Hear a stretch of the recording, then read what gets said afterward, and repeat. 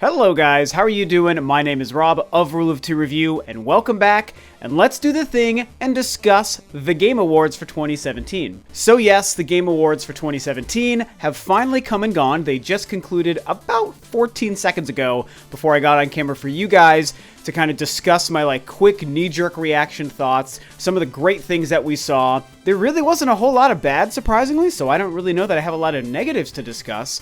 But it's a pretty big deal, the Game Awards, and so I wanted to break it down. So yeah, man, I mean, coming off of the Game Awards right now, I think I have to say that I was actually really impressed. I mean, I was even tweeting about it quite a bit tonight, and I said this in the middle of the show, that you know what? This is probably the best Game Awards that we've had since these shows started, and the many different, sometimes super weird and awkward iterations that we've seen of the Game Awards. Of course, I'm talking about the VGX, that one weird, super awkward year. But as far as what the show has been since Jeff Keighley really spearheaded getting this thing off the ground many years ago, when was the first? 2013, 2014 or so? I feel like it's been longer than that, but I think Jeff Keighley said 2014 was the first year, so I don't know. At this point, it's been going for a while, and it had a rocky start, and it's been a rough road, but there has been more and more positive things coming from it every year. We started to see really significant reveals, some major game moments. Awards started to feel more and more important, and I think that that's an aspect that probably needs to be discussed, is the fact that, yes, it's being used for the commercialization of gaming and for trailer reveals and actual game titles and stuff, which is totally fine. But what about the actual awards themselves? If they feel superfluous and not really important with no actual weight invested into them, does it even matter that there are game awards?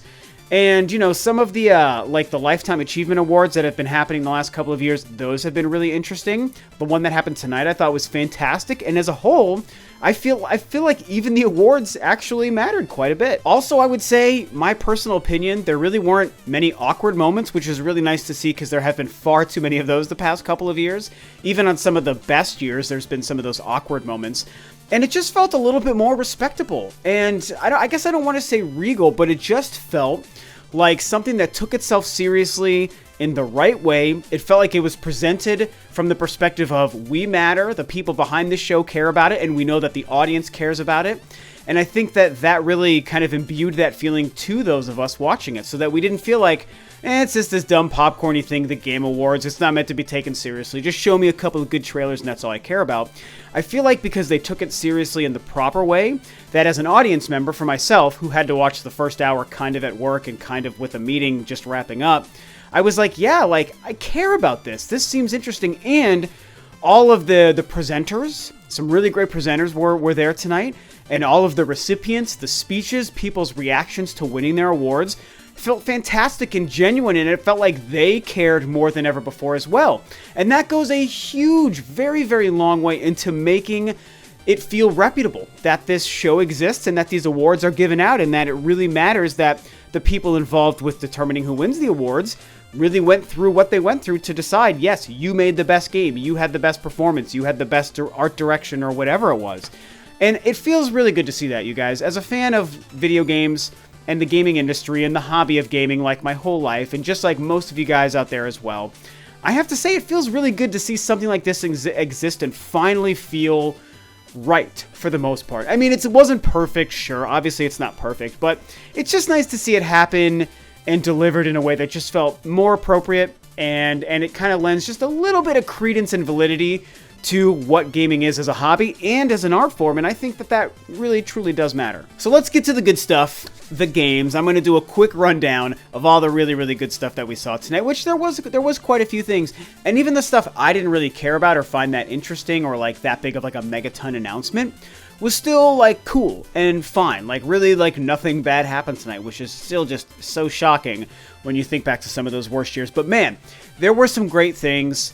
And let's get to the biggest one first. Well, at least what I personally think is the biggest one, and the one that a lot of us and the Rule of Two Review audience will be the most excited for, as mostly Nintendo fans, and it's that Bayonetta. You guys, holy freaking crap, Bayonetta 3 happened. I am over the moon, no pun intended, moon. I am over the moon, just like I know a lot of you guys are as well, that this game was announced, revealed tonight, confirmed for the Switch, confirmed exclusive No date or release window given, by the way, guys. I don't know if you noticed, but it ended with that whole now in development exclusively for the Switch, and that's all it said, just like they did with Metroid Prime 4. So that game may or may not be a 2018 title. I'm feeling like it might actually be a 2019 title, and I know I don't want to be seen as the guy who always believes every game is as far off as possible, like I have with Metroid Prime 4 and Pokemon and whatnot, but I'm just trying to be the cautious optimist here. I'm trying to like protect my own feelings, and even to those of you out there as well who might even believe me when I say this, but it just feels like it's going to be 2019, but you never know. It certainly could be next year. Either way, holy cow, this game is real, and I'm so excited. I've been saying it for a while. You guys have heard me say it on videos and on live streams. I think Bayonetta really has a good shot at showing up soon. I did not expect it tonight. I will tell you that. I did not in any way expect for that to be what happened tonight. But it was. And it was handled great because also they confirmed the Bayonetta 2 and 1 remaster. Well, they're probably just ports. I don't know. We'll probably get more details on if it's actually being remastered and rebuilt or not. Extra features, polished up graphics or whatever, but it doesn't really matter. They're making a physical release of the same Wii U package of Bayonetta's 1 and 2 together on the Nintendo Switch, portable wherever you go. Oh my freaking god, so cool. And it was like February 13th, I want to say. It was February, so it's coming out very, very soon, which is really great to see.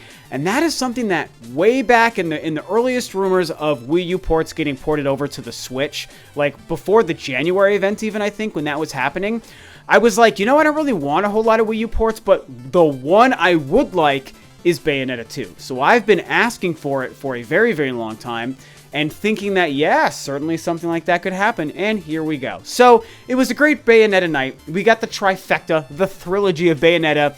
All 3 Bayonetta games, including the brand new Part 3, are coming to the Nintendo Switch. Oh my god, so freaking cool. Now, the next big surprise specifically from Nintendo was pretty great, and I think it caught a lot of us off guard because we've been wondering about this whole thing and when the heck is it going to come out. Nintendo, you've been telling us it's coming and we haven't seen it, and it's the new Zelda DLC pack, which looks freaking awesome. So the Champions Ballad was the final reveal of the DLC pack 2 that we've been promised for a very, very long time. And we knew that it was hopefully going to be quite a bit more substantial than what they did in that first release, because that first release, I haven't even purchased the DLC yet, you guys. And when I saw the first release, it didn't convince me to purchase it, because it's like, oh, those are some fun little kitschy, goofy things to play around with or whatever, but it didn't feel like new content. I want new Zelda, undiscovered locations, new puzzles and temples and shrines and weapons and all sorts of things, story elements. That's the kind of stuff that I want. That's what I'm going to buy into Zelda DLC, and that's what they gave us with the Champions Ballad DLC, not to mention the, oh, what did they call it, the Hyrule Zelda Scooter Bike 01000X or whatever, like the crazy Ganon-looking Zelda bike. It's so weird that that thing is in the game, but it like is totally cool. And basically, they said it's something that you can treat kind of as like Link's own divine beast in the game. Whatever, that works for me. It's a motorcycle in Zelda, and I'm totally fine with it at this point. Like, I'm just not going to question it. So, it was great to see that. The trailer was fantastic, and it is everything that I, and a lot of people I think, have wanted from this Zelda DLC, and Nintendo kept telling us it's coming soon. They were trying to tease us with it's going to come out this year, but it's like, well, no, it's not, because we have like 3 weeks to go, and we haven't seen it. Well, psych! Turns out it was available tonight. I mean, it's available right now. For all I know, you guys have been playing it by the time you see this video. I am going to buy it when I finish getting done recording the video, but I probably won't get to play it for a couple of days. Very, very busy coming up soon, which makes me sad, but yeah, I love what they were doing with this, man. I mean, they brought the champions back. We're expanding on their lore and their importance to the story. We saw a lot of Zelda represented in the trailer.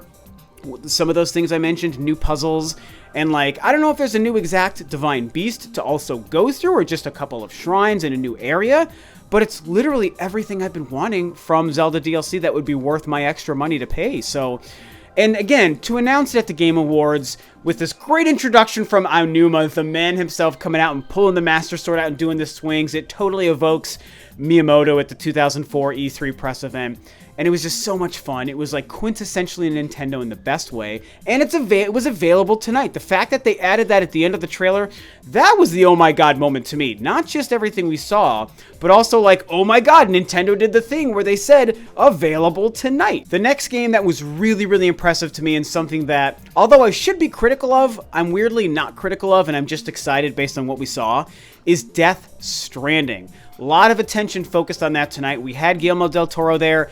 Hideo Kojima came on stage 2 times, as well as, of course, Norman Reedus one of those times, after they played this amazing and really long and extended CG trailer for Death Stranding.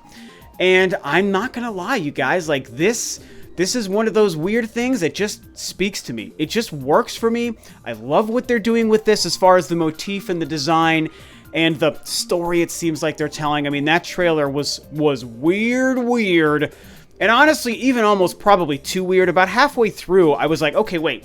They're doing too many new weird things. Like, in the first 2 minutes, you introduced 4 or 5 really weird elements to this whatever the hell's going on mystery.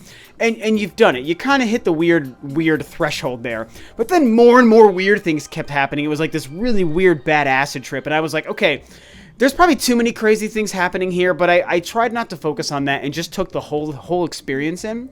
And everything that they were showing us. And I love Kojima, I love Del Toro, and I also love Norman Reedus, and I love the weird sci-fi alien horror mystery thing that's going on with this trailer.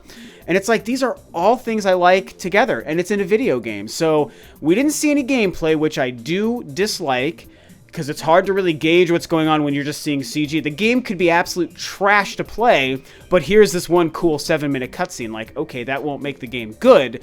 But I believe we're going to get something good out of it, and so it's that faith and optimism in the people behind it, and in the concept that I'm relying on, and the fact that I just thought it was really cool, you guys. I really liked the fact that they had more Death Stranding movie form to show us, ready to go for tonight, and I think it looks interesting, man. And I do have to say, with how kooky and totally out there the whole concept is based on what we saw, the one thing I will say is they gotta reel it in. They have to connect this. I mean, it's so mysterious and just batshit crazy. If they don't make it cohesive and make it something that's actually interesting and bring all these weird elements of this trailer together in a game experience that makes sense, it's just going to be just white noise of chaos, and that will be unfortunate. So they just got to reel this in and make sure that whatever weird story and universe they've created for this game makes sense within its own context, so that the game experience and the story itself all come together and are just fun. Now, the last individual game I want to single out specifically might not even be exciting to you guys, because we literally got nothing from it, but I don't care. I'm excited anyway, and it's From Software's weird 10-second reveal stupid dumb thing that happened, I think, even before the Game Awards actually went live. I think it was in the pre-show. And I just want to single it out because I've been talking about the possibility of Blood-Borne 2 for a while. A lot of people have, actually. I mean, many people have been talking about it.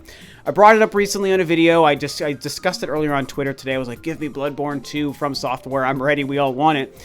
And they showed this thing, and it's like this weird bone structure-looking weapon thing being twisted, and it seems to have the same sort of dark tone and atmosphere that we're used to from their games in the Blood-Borne and Dark Souls universe. And then it said, you know, something, what does it say? Something dies twice, or shadows die twice, or something like that. Darkness dies twice. I can't remember now, so forgive me. But that's all we got. And it's like, okay, there's nothing really there. And then a big From Software logo. And it's exciting because you think it's going to be something like that, but they didn't confirm it. They tweeted it, the From Software Twitter tweeted that same video, and they said, here's a taste of what we've been working on. You know, more to come soon. It's like, okay, you're doing that whole thing. So we don't know what it could be. It looks just as much like a new IP as it does a Blood-Borne 2, you guys, to be fair. And I think that I would be excited for both. I would cry with happiness if it is Blood-Borne 2, but I'm ready and willing to welcome a brand new IP from them as well. So I just like seeing confirmation finally of From Software's new title. It seems to be something that tonally is falling in line with their previous games that I love, Dark Souls and Blood-Borne, and it's the slight possible hint and promise of maybe, possibly, could sort of be a Blood-Borne 2. And so, as a massive From Software, Blood-Borne, Dark Souls mega dork, I have to be excited for that, so I had to call out that little clip. Other than that, it was kind of standard fare. You know, there was exciting things to look at. There was this new game called Witchfire, which actually looked really cool. There was a World War Z zombie game, like, okay, that looks fine, whatever. I'm more interested in Days Gone than I am that, so that's a thing that's happening. Soul Calibur 6, by the way, turned out to be real. So Soul Calibur 6 is coming. Not coming to the Switch. Pretty disappointing, but not entirely surprising. So it's like, okay, whatever. I'm not going to worry about that. I love Soul Calibur. I'm excited to play a new Soul Calibur game, so I will definitely be looking into it. And then, you know, just, I mean, I guess other random stuff. They talked about PUBG, PlayerUnknown Battlegrounds a couple times, like, whatever. Like, that game's probably fine. I just don't really get excited about it. Overwatch was discussed a few times. Some of the awards were certainly great. Nintendo won a couple of awards that was really exciting. Cuphead had a pretty good night as well, and so I know that that's deserved. Everyone has raved about that game. And so that kind of brings us to the Game of the Year, which you obviously know by the time you're watching this, and it's Zelda. It's Breath of the Wild. It actually won. And as the announcer said, what she said when the announcement was being made, that this was Nintendo's first Game of the Year award, if I could speak properly, won at the Game Awards. And it was great, and everyone, and Anuma and Reggie and everyone else who was there jumped up in the front row, and they were excited. And you know what? Here's what I'll say about this. Obviously deserved. The clear choice, the clear winner in my opinion. Yes, Odyssey is a really great game, absolutely. And I wouldn't have been sad if that won. And, you know, Horizon and Persona I know are supposed to be great games, so if those would have won, it would have been like, okay, I know that they're good, so that's fine. But obviously, it's Breath of the Wild. And to me, that's one of the best games, probably the second or third best game Nintendo has ever made. Probably the second or third best game ever made. I mean, maybe the best, I don't even know at this point. But it's so fantastic, and to see it win this first major award is a big deal. And it is Nintendo's first win at this show. They've been nominated in the past. Super Mario Maker last year, Bayonetta the year, or Bayonetta was 2 years before that. What was the other? What was the 2015? I don't even remember. But Super Mario Maker and Bayonetta have been nominated as well. Maybe I'm missing another one, but they've never won. And Bayonetta it was a Wii U game, but it wasn't a Nintendo game, so there is also that. But I'm so glad it won. It felt so nice to see. And I have to say, this is something that speaks not only to Zelda winning, but also to, again, how the Game Awards felt a little bit more important this year, is the way that Aonuma and everyone from Nintendo reacted when they won, and they jumped up and did this before they got on stage. It felt like, I was like, oh my god, this was like, kind of like an Oscars moment. Like, and I know that sounds cheesy, but like, they seemed genuinely invested in winning and genuinely surprised and happy when they won. Do you know what I'm saying? Like, that's what I liked about it. Like, it felt like they didn't 100% know. It wasn't like a predetermined thing, like a pre-scripted, like, hey, Zelda's gonna win, so get your people ready, we'll bring you up when we say it. Like, it seemed like they were like, are we gonna win? Like, can we get lucky and win? And then when they did, they seemed surprised and elated and so happy.